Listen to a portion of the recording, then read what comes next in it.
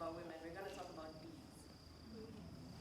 Did you know there are more than 20,000 known species of bees, but only 5% are social bees?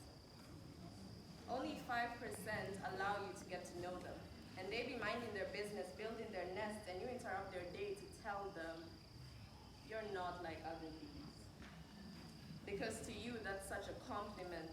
Like, I know I'm not like the other bees, and none of the other bees are like me, 20,000 species, 3.9 billion bees. None of the other bees are like each other. See, all the bees are unique. Don't try and pit me against my fellow bee sisters. Did you know that not all bees have a stinger? But in the patriarchal society, I mean the all-encompassing, equality-promoting human society, all the bees are regarded as dangerous. And you're taught to swat them on sight to keep them in line. They are only as useful as their service to you. If they were allowed to roam free, they'd go around stinging everybody. February 4th, another bee was hit right out of the sky.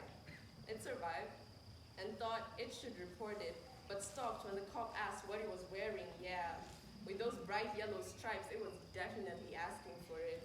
On August 24th, 2019, an innocent bee was swatted to the ground at the post office. Small as it was trampled on. When asked why, you say, it's what you were taught, all bees sting, and you were acting on instinct. The bee provoked you with its buzzing. Its stinger looked threatening, you couldn't help it, so you chose to hit it. But that was a carpenter bee.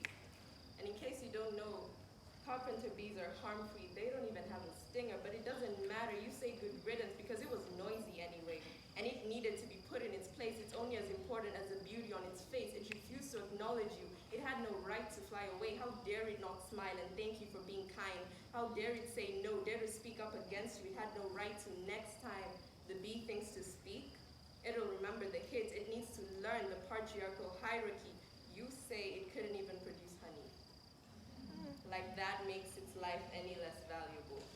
Like not producing honey makes it any less of a bee. Like if it produced honey, you were entitled to even get any. Like, why are we talking about honey? That's the bee's business, you see.